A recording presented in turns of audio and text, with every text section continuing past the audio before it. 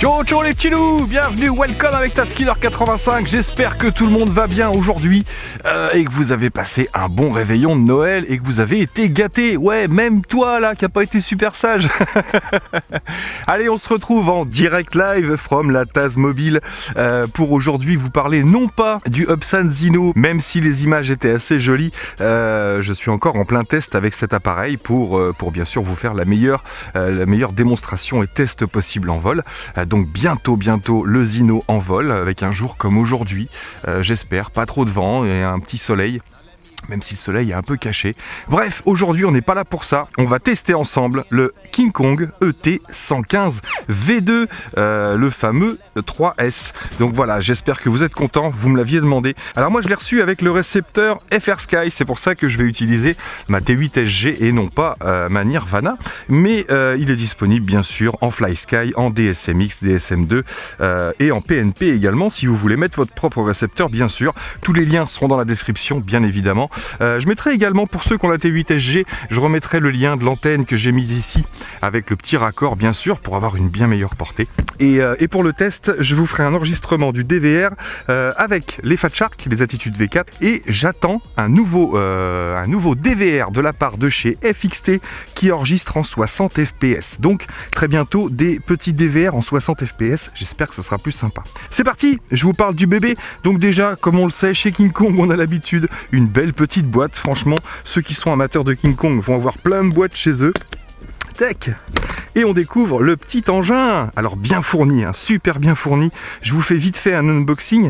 Donc le petit bébé, moi j'ai pas fait de modif, mis à part bien sûr mon petit Rislan habituel avec la gaine thermo dessus.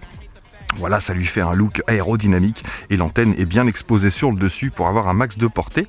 Donc je sais qu'il y en a qui préfèrent la mettre sur les côtés. Moi j'aime bien quand elle est dessus comme ça, dans le bon sens du vent. Comme ça, même avec les obstacles, ça passe, ça ne gêne pas. On va pas la mettre dans l'autre sens bien sûr. Donc ça, je vous en parle tout de suite. Hop, on a 3 petites carrosseries avec, alors ça c'est super sympa, vous allez voir, il est vraiment bien fourni. Une carrosserie d'origine des anciens King Kong et puis 2 carrosseries identique à celle-ci mais en rouge et en blanc, donc ça vous permet de l'habiller différemment. Hop, dans la boîte, une autre boîte en carton cette fois. Alors là il y a plein de batteries, je vais vous expliquer pourquoi. Vous aurez la batterie bien sûr d'origine, une 600 mAh en 50C en 3S bien évidemment, qui fait à peu près 50 grammes. Tac, je la pose là, l'ensemble fait 150 grammes. Le drone un peu moins de 100 grammes, donc l'ensemble fait 150 grammes une fois équipé avec la batterie. 2 petites notices ici, une pour le récepteur que j'ai reçu avec, mais on n'en a pas spécialement besoin, c'est des explications sur le récepteur en lui-même. Une notice complète sur le petit King Kong. Donc bien sûr le côté qui nous intéresse, c'est pas le chinois, c'est l'anglais. Donc voilà, alors on a les différents modèles de King Kong qui sont sortis. Dans les nouveaux V2, on a le ET100 V2 et le ET125 V2. Donc eux qui n'acceptent pas la 3S, hein, le 115 est le seul à accepter la 3S, simplement parce que les moteurs sont différents, même si à l'intérieur c'est la même chose. Donc on vous fait le descriptif, je vais vous le faire rapidement aussi. On a un ESC 4 en 1 qui fait 12 ampères. Une carte Omnibus F3 avec le firmware Omnibus que j'ai mis à jour. Donc je vous mettrai à la fin bien sûr tout mon Betaflight avec mes propres réglages. Donc il y avait d'autres possibilités de firmware dessus. Le souci c'est que quand on veut par exemple un firmware qui accepte le Turtle Mode, je n'avais plus les LED, je n'avais plus possibilité d'activer les LED. Donc j'ai pas mis le Turtle Mode sur celui-ci parce que déjà il est fait pour aller en extérieur et en extérieur je vous l'ai déjà dit, le Turtle Mode on se retrouve bien souvent, à moins d'être sur du béton, mais bien souvent la tête dans l'herbe ou dans du branchage. Donc le Turtle Mode, moi je le conseille pas. En extérieur, c'est bien pour les teenies en indoor par exemple, où on est sûr d'avoir un sol lisse et rien qui bloque. Donc des petits moteurs 1104 en 5500 kV, et c'est pour ça qu'on peut accepter la 3S, c'est parce qu'ils font 5500 kV. Ils ont changé, vous voyez, sur les autres, du 7800 kV et du 7500 kV, donc toujours en 1104 bien sûr, mais qui ne prennent pas la 3S, ou du moins qui chauffent un petit peu avec la 3S, donc pas forcément terrible. Un VTX, le même qu'à l'habitude, qui fait 25 et 100 mW, là il est réglé sur 100 mW en 16 canaux. Donc vous arriverez peut-être pas à lire, hein, mais je vous le dis. Donc en 16 canaux, donc le même qu'on trouve habituellement, qui fonctionne plutôt bien en 100 mW d'ailleurs. Bien sûr le récepteur qui va être installé dessus. Et une petite caméra OV231 qui fait 800 TVL avec un fauve de 150 degrés, qui est plutôt large, en NTSC. Donc on devrait avoir une image plutôt correcte, on va voir ça de suite. Par contre, pas de smart audio sur celui-ci, même si je pense que par rapport à la carte c'est possible. On a un détail ici de la carte, donc je vous mettrai des incrustations, une photo pour que vous voyez mieux que ça. Mais vous allez voir qu'il y a possibilité de brancher un récepteur en 3,3 V, un récepteur en 5 volts. On peut bien sûr changer la caméra dessus. On a des branchements directs et donc pas mal de petites possibilités sur cette carte. Donc c'est bien d'avoir mis le détail. Et on peut y faire des modifications sans problème. Pareil sur la carte, je vous verrai juste à côté de l'USB se trouve le bouton de boot. Si vous voulez, quand vous allez vouloir flasher la carte, donc vous simplement vous maintenez ce bouton de boot, vous branchez sur Betaflight et vous allez être en DFU, donc pour pouvoir flasher votre firmware. Je pense que vous savez le faire maintenant. Donc voilà, des indications pour Betaflight, pas très importantes ma foi, puisqu'on n'a pas grand chose à changer. Et bien sûr, les différentes façons de binder selon si vous avez un récepteur FlySky, FrSky, c'est souvent la même chose. Vous savez, vous maintenez le bouton du récepteur, vous mettez la batterie et là vous êtes en mode bind. Il n'y a plus qu'à binder avec la radiocommande. Ça, vous le savez maintenant, je suppose. Alors, qu'est-ce qu'on a d'autre? On a... C'est bien, j'ai fait toute la description du drone. J'aurais plus qu'à vous le montrer. On a pas mal d'hélices différentes. Voyez ça. Donc, vous aurez une vingtaine d'hélices en tout. Ça vous fait 5 jeux complets en noir. Et vous avez 2 jeux également en blanc et orange ici. Donc, ça vous laisse vraiment de quoi faire. C'est ça que j'aime bien avec les King Kong. C'est qu'ils sont généralement vraiment bien fournis. Et... une petite plaquette d'autocollant ici que je n'ai pas utilisée moi dessus pour l'instant. Donc voilà tout ce que vous avez dans cette boîte. Franchement c'est plutôt propre. Alors pourquoi plusieurs batteries? Parce que je vais tester plusieurs batteries aujourd'hui. Celle-ci reste à peu près dans la norme de celle qui est fournie. C'est une 600, là j'ai une 500 et une 550 en 70 et 75C, mais j'ai aussi emmené une 75C ici en 850 mAh ACE en 3S, donc qui est un peu plus lourde. Celles-ci font à peu près 40-50 grammes comme celle d'origine, celle-ci fait 80, un peu plus de 80 grammes, mais vous allez voir, ça l'emmène. Et donc le voilà, ce petit ET115 qui fonctionne en 3S, et ben il dérogue pas à ses habitudes, hein. Il est toujours aussi mignon, c'est clair. Les protections d'hélice restent les mêmes que ce qu'on avait sur les anciennes séries. La chose qui va changer, donc je vous l'ai dit, ce sont les moteurs ici en 5500 kV, les moteurs de chez King Kong, avec ces petits capuchons en aluminium.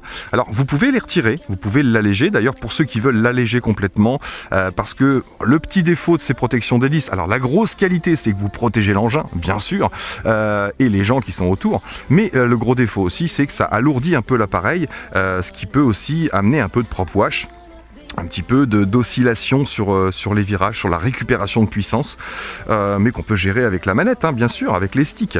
Mais voilà, pour ceux qui veulent l'alléger par la suite, vous pourrez retirer les protections d'hélice, vous pouvez même retirer les petits chapeaux rouges ici, en faisant attention bien sûr, donc avec les hélices, vous avez des vis de fournis, des vis un peu plus longues qui fonctionnent avec le chapeau et des vis un peu plus courtes, bien sûr si vous retirez les petits chapeaux en aluminium. Pareil si vous retirez les protections d'hélice, hein, méfiez-vous, utilisez bien des vis un peu plus courtes que celles fournies, puisque vous allez avoir à peu près 1,5 mm, 2 mm de moins sans les hélices. Donc pensez-y, c'est hyper important si vous voulez pas cramer vos moteurs. Donc on a une alimentation en XT30 ici, donc on a un bon passage de puissance, je pense que c'est important. Un LED qu'on n'avait pas sur les anciens ET.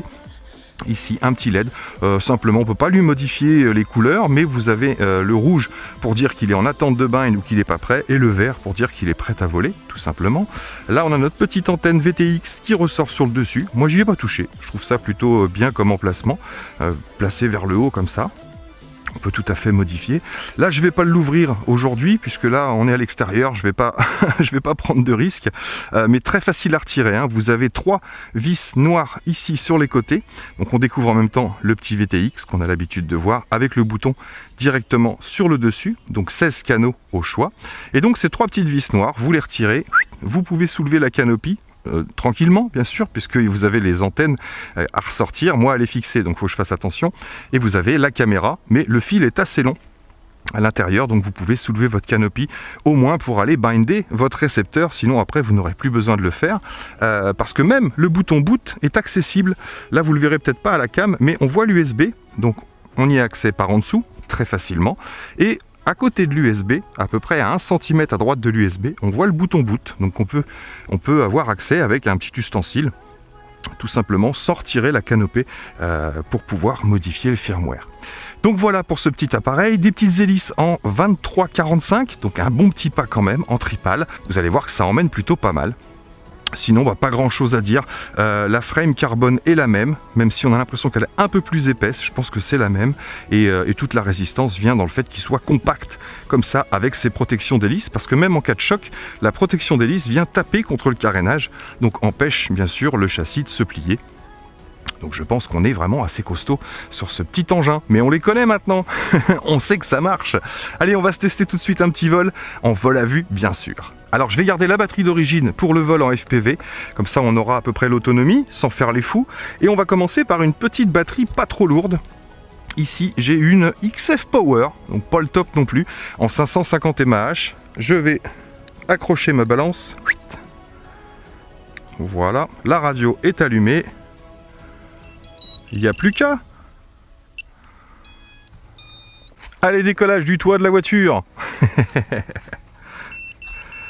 Alors, préarmement. Reste en mode stabilisé, vitesse 3, armement. C'est parti.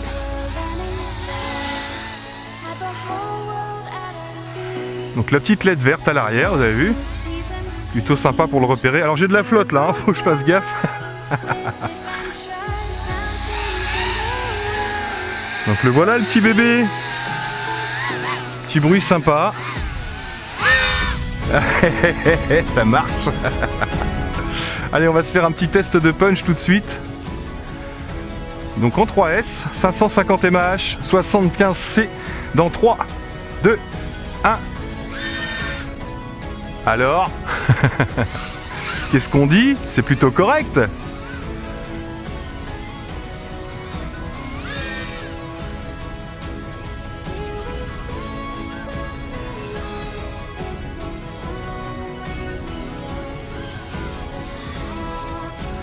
Il y a du arbre là. Hein.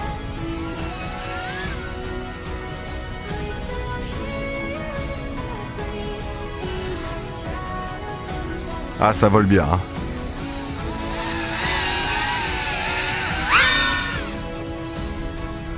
Ça part droit, c'est plutôt pas mal.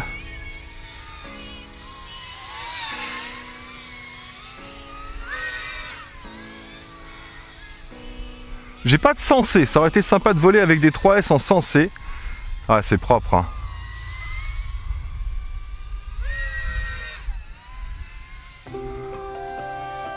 Allez, on va se faire un petit coup d'horizon pour voir s'il récupère bien.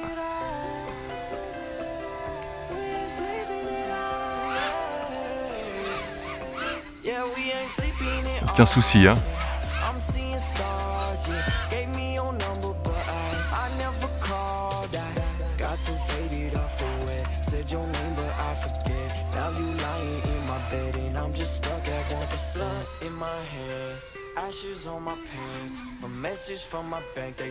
Allez, reviens Léon. Je repasse en mode stab. Bon, bah satisfaisant, hein, je pense.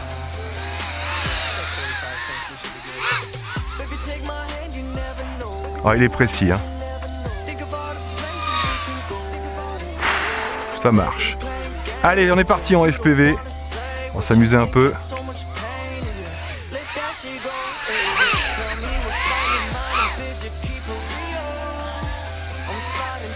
Tu fais agresser, t'as vu? Allez, coupure. Yeah. Armement. Let's go.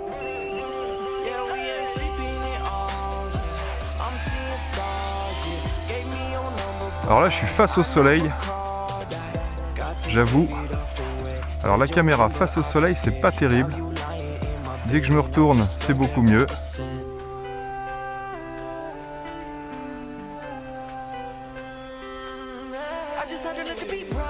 En tout cas, il vole propre. Pas de soucis. Au niveau de la portée, Ça a l'air plutôt pas mal.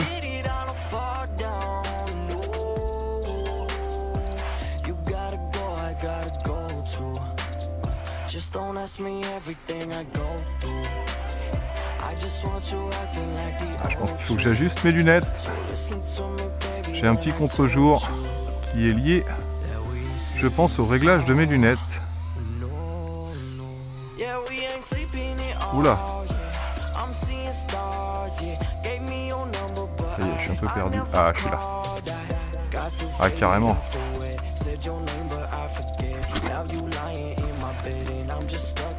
Ah, ben voilà. Je vois plus clair. Bon, je vais rentrer quand même pour nettoyer la lentille. Allez, c'est reparti.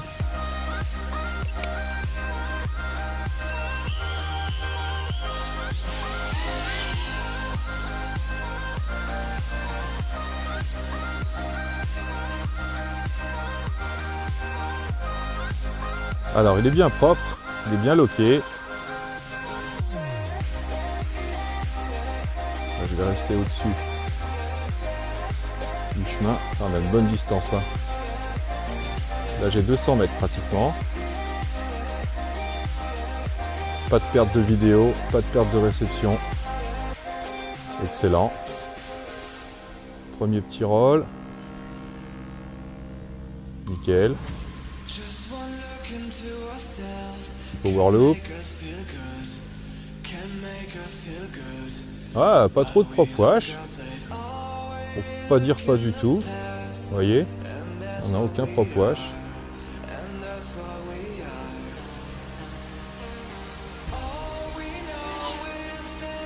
Donc là, je vais sur la droite, là, je vais avoir un peu moins de réception. Je suis dans l'autre sens de mes antennes.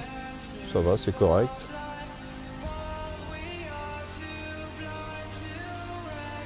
Ah, il est précis, hein. Il vole propre.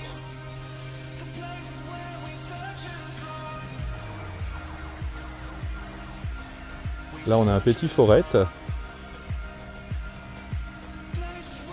Les petits forettes. Alors, je la connais pas, la forêt, là. Hein. Il y a peut-être bien des obstacles que je connais pas. Waouh, je suis bluffé par la réception. Hein. Là, je suis sur ma gauche, donc je suis pas dans l'alignement de mes antennes.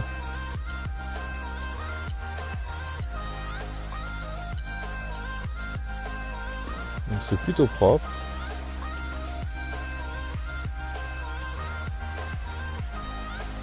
Nickel. Oui, ça passe. Je suis derrière.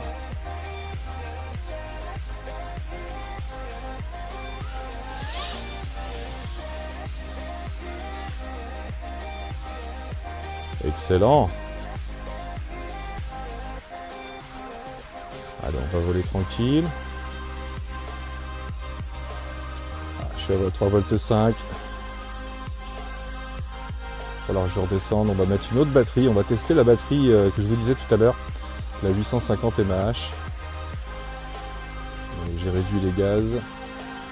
Allez, on va rentrer, on va pas user trop, on va pas descendre trop la batterie parce qu'elle est neuve.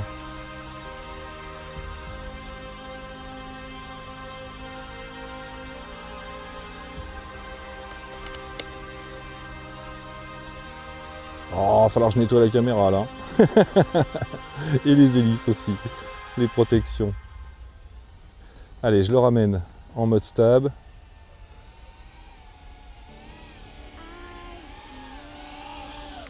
Tac! Et hey! Allez, j'installe la 850 mAh et on redécolle tout de suite. Donc là, on est parti avec la 850 mAh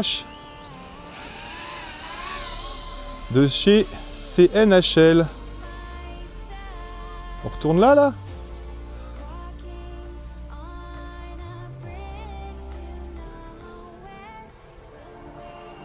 Allez, on va aller jusqu'à celui-là.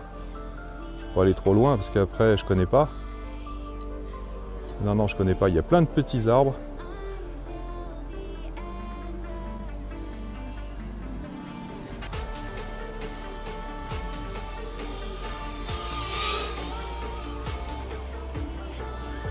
Wow! Oh, pas bon champignon! J'espère... Non, je suis pas dans l'eau. Ouf, ouf, ouf. Vous voyez, il y a les branchettes que j'ai vues au dernier moment, là. J'ai eu du bol, il est juste à côté de la flotte. Je marche dans la bouillasse. Qu'est-ce que je ferais pas pour vous, hein. L'été, c'est mieux, hein. Il y a des feuilles sur les branches. L'hiver, pas trop. Let's go.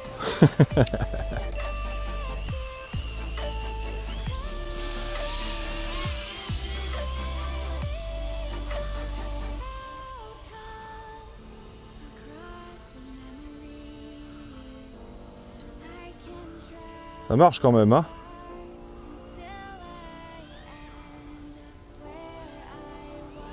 Un petit peu de propre wash sur le coup, là.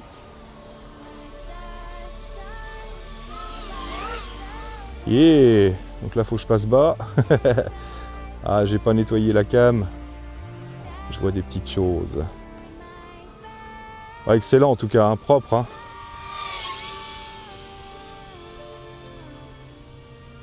On va prendre un peu d'altitude. On va aller voir la caméra.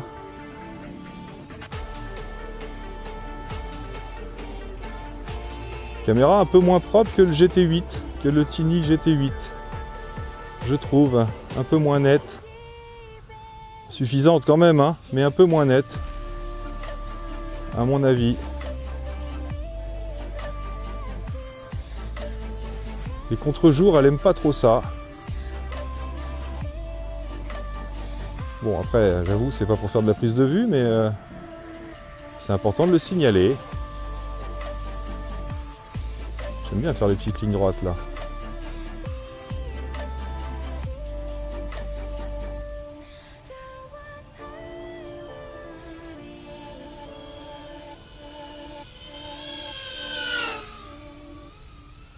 Ah, sympa, hein.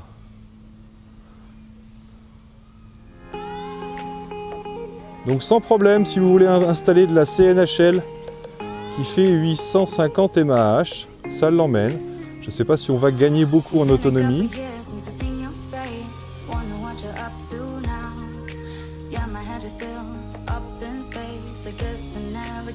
Là, il y a de la branchette juste au-dessus de l'eau. Attention, le piège.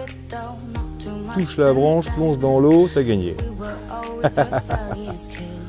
Même si on peut lui mettre du plastidip. Ouais, franchement, bonne réception, hein. Waouh. Là, je suis à 200 mètres.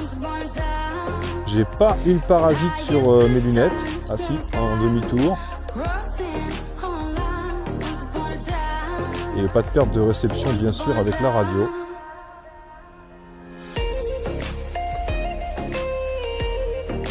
Ouais, propre.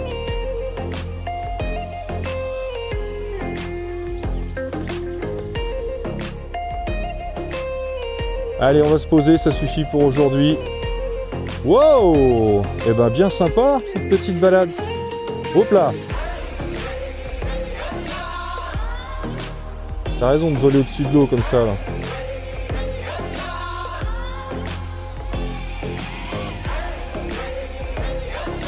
C'est dur de se poser sur une voiture. Bam! Je suis là! Yep les amis, bah écoutez, voilà en ce qui concerne mon test et ma revue sur le petit King Kong ET115 qui fonctionne en 3S, bah pas déçu du tout. Peut-être une meilleure petite cam, ça je vous dis, ça se change, parce que des petits problèmes de contre-jour à mon avis, mais sinon bonne fluidité. Alors l'engin est stable, il est précis, il est puissant, super agréable à piloter, voilà, il va vraiment là où on veut qu'il aille, même dans les branches, quand on veut y aller, il y va. Il n'a pas les détecteurs infrarouges. Bref, bon petit engin, personnellement rien à dire. Résistant, hein, c'est sûr que je vais pas m'amuser à le cracher sur du béton. On connaît la résistance des King Kong ET115 jusqu'à un certain point. Rappelez-vous ma vidéo, hein, en plongeant direct sur un rocher. J'avais réussi à casser une protection, mais je pense que là on est dans l'extrême. Sinon super résistance bien sûr, et très très bon petit concept. Voilà, on change pas une équipe qui gagne comme on dit. Donc voilà, moi je valide bien sûr le ET115 de chez King Kong parce que il remplit bien son contrat. Il est vraiment fun à piloter. et costaud. Pour moi, c'est le bon intermédiaire avant de passer du Tiny Indoor en 1.2S au 5 pouces. C'est vraiment le bon compromis parce qu'il est bien péchu, ça va permettre de pouvoir taper d'autres figures et d'avoir une meilleure reprise. Donc bon petit joujou, voilà, je valide le King Kong ET115 pour ma part, je le trouve plutôt pas mal. Petite modif au niveau de la caméra à venir. C'est tout à fait jouable comme ça, mais je pense qu'on peut avoir mieux maintenant. Il y a vraiment des choses sympas qui sont sorties. Donc voilà les amis, j'espère que ça vous aura plu. Moi, il me reste plus qu'à vous dire là-dessus. Surtout, portez-vous bien. Passez de bonnes fêtes de fin d'année, un bon réveillon comme d'habitude. N'abusez pas, mais abusez un peu quand même. Soyez juste prudents. Et si on se revoit pas d'ici là, je vous souhaite une très bonne fin d'année 2018. Et on se retrouve peut-être en 2019, voire avant si affinité. Allez, portez-vous bien. À très bientôt dans mes vidéos. Ciao, ciao!